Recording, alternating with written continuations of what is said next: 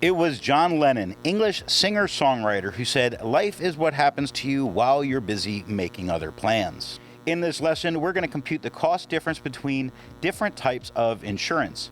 We're also going to state the advantages and disadvantages of different types of life insurance. All to answer the question, what are the advantages of purchasing life insurance? Let's make sure we're ready for this by taking a look at warm-up number 2. 3 red cards and 2 white cards are in a bag. Card is randomly selected, the color recorded, and the card returned to the bag. What is the probability when 3 cards are picked from the bag that all 3 cards are red? Write your answer as a fraction. Well, we know we're looking for 3 cards, card 1, 2, and 3. We know that there is a total of 5 cards in a bag, and 3 of them are red.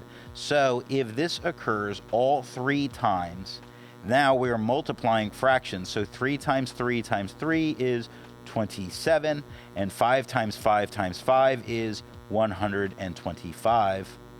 Now, while that gives us our answer as a fraction, if you wanted a percent, then you're looking at 21.6%, though that's not what the question asked for. Now, let's take a look at a problem that you will be able to do by the end of this lesson. The Umbrella State Insurance Company sells a 5-year term insurance policy with a face value of $150,000 to a 41-year-old man for an annual premium of $648. What is the profit the company receives from selling this policy for each age at death? If he died in 1 year, they would have collected $648. Subtract from that the $150,000 that they would have paid out, and we see they would have a loss of $149,352. If he died at the end of the 2nd year, it would be 2 times $648, subtracting the $150,000, meaning they would have a loss of $148,704. At the end of the 3rd year, they would have collected that $648 3 times, subtracting the $150,000 they would pay out, meaning they would have a loss of $148,056. 4 years times the $648 minus the $150,000, we would have a loss of $147,408. And 5 times 648 minus the $150,000 means they would have a loss of $146,760. Now, at the age of 46 or greater, the term policy has ended, and the profit found by multiplying the annual premium for 5 years, which was $648 times that 5 years, would be $3,240. The company makes a profit of $3,240 if that person does not die during the 5-year term. Many people want to provide their families with some financial protection after they die, so they buy life insurance. Life insurance provides cash benefits to the beneficiary, a person or people chosen by the policyholder whose name is on the life insurance policy. Life insurance can help pay for funeral costs, lawyers' fees, outstanding loans and mortgages, and other living expenses that dependents might not be able to afford after the death of an income provider. A life insurance premium is the amount you pay for the policy. Premiums can be based on many factors. One is the age of the policyholder. For each age group, the insurance company estimates the number of people expected to die and the number of years that the remainder of the people will be alive. These facts are used to calculate the death rates for males and females in each age group. The computations are done by statisticians who work for the insurance companies. These people are called actuaries. The death rates are listed in a mortality table. The death rate for a person's age group is a key element in determining the premium, and it's called a mortality rate. People with higher probability of death in the near future may pay higher insurance premiums. Insurance premiums are also based on the amount of coverage you purchase and the type of policy you buy. The amount of coverage is the monetary benefit that will be paid upon the death of the insured to the individual. The amount of coverage that a policy provides is called the face value of the policy. Now, let's state some advantages and disadvantages of different types of insurance policies while understanding what those different types are. A term life insurance policy covers the policyholder for a specified period of time, usually 5, 10, or 20 years. After that time, the policy is no longer in effect unless it is renewed for another term.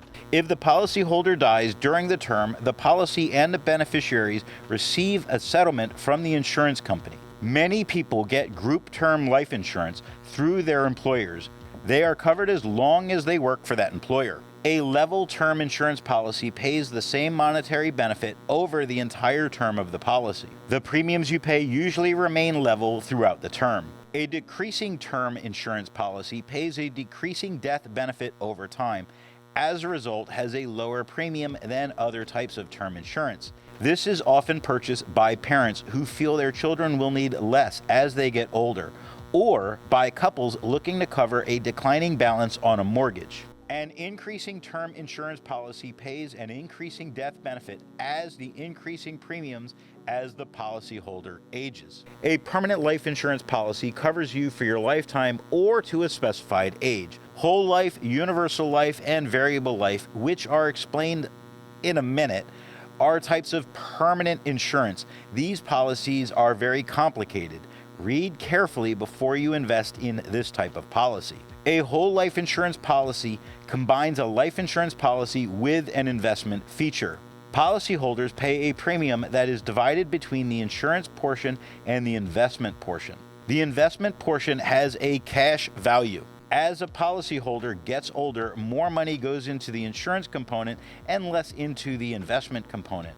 If a policyholder wishes to change the death benefit, they must apply for a new policy which will be based on their current age and health.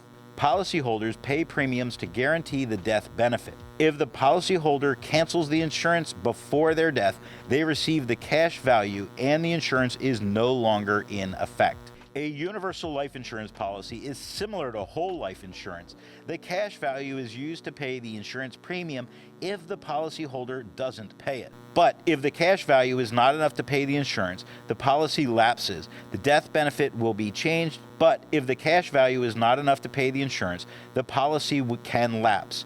The death benefit can be changed without having to get a new policy. A variable life insurance policy combines the insurance part with the variety of investment components. These may include stocks, bonds, money market funds. Financial advisors often caution clients that this is one of the riskiest insurance policies. Now let's compute the cost of different types of life insurance policies. Jack is 40 years old. In 10 years, his house will be paid off and his daughter will have completed college.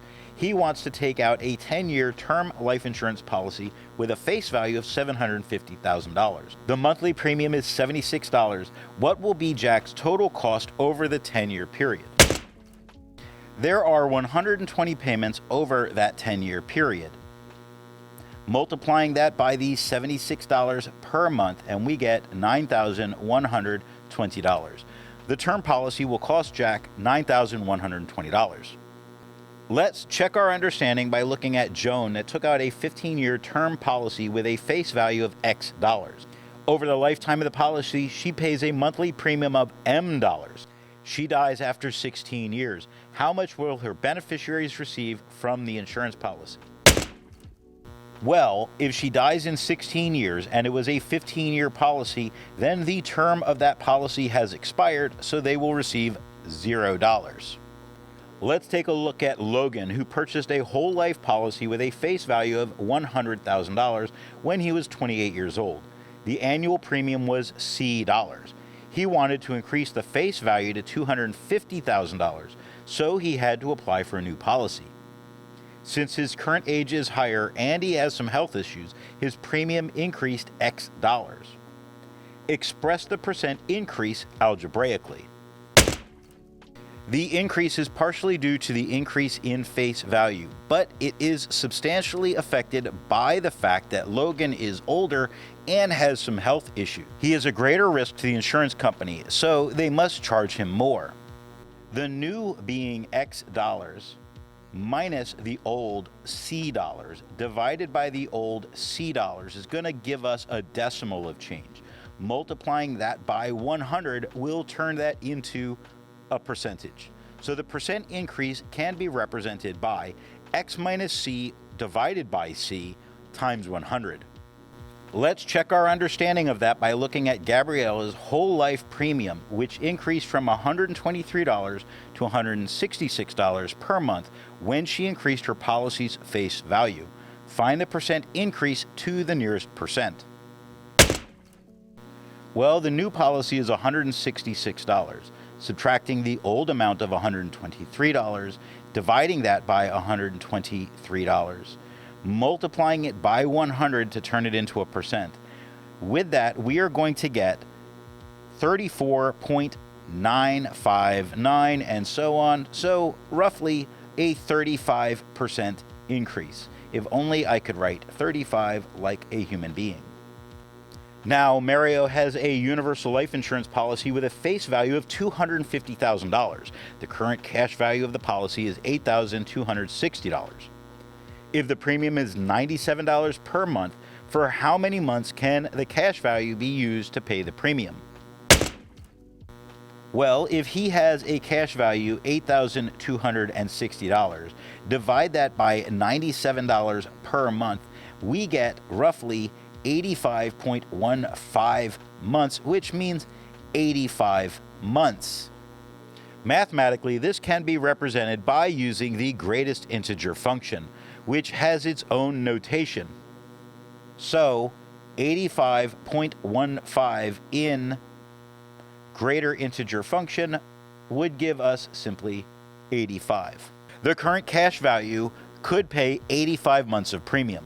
Let's check our understanding of this by looking at Zoe, who pays a monthly premium of $M for her universal life policy.